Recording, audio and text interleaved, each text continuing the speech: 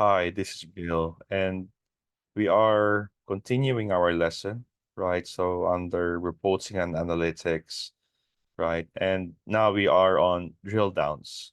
And drill downs has different capabilities and a very powerful tool by ServiceNow in creating reports. So you have the parent report, so right? So from the parent, you could double click and move to the next drill down report. So it's like a parent-child relationship.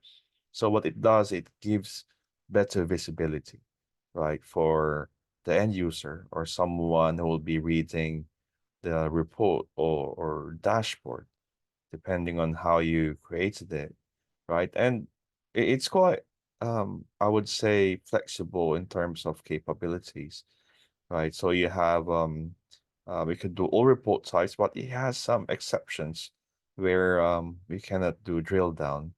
And and so basically there's quite a few report types shown in the previous lesson.